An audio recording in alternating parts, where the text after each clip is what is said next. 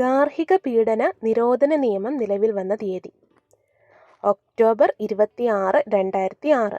ഗാർഹിക പീഡന നിരോധന നിയമം നിലവിൽ വന്ന തീയതി ഒക്ടോബർ 26, 2006. ഗാർഹിക പീഡന നിരോധന നിയമപ്രകാരം അതിക്രമത്തിന് ഇരയായവൾ എന്നാൽ എതിർകക്ഷിയുമായി ഗാർഹിക ബന്ധമുള്ളതും ഗാർഹിക അതിക്രമത്തിന് ഇരയായിട്ടുള്ളതുമായ വനിത എന്നർത്ഥം. വകുപ്പ് 2A. ഇന്ത്യൻ ശിക്ഷാ നിയമത്തിലെ 498A കുറ്റകൃത്യങ്ങൾ നിലവിൽ ഭാരതീയ ന്യായ സംഹിതയിൽ ഉൾപ്പെടുത്തിയിരിക്കുന്ന വകുപ്പുകൾ. വകുപ്പ് 85, 86.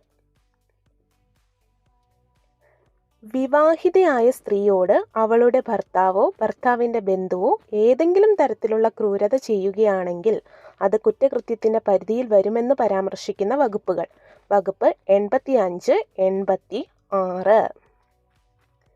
ഭാരതീയ ന്യായ സംഹിതയുടെ 85-ാം വകുപ്പ് പ്രകാരം ഈ കുറ്റകൃത്യത്തിന് 3 വർഷം വരെ തടവ് ശിക്ഷയും പിഴയും ലഭിക്കും.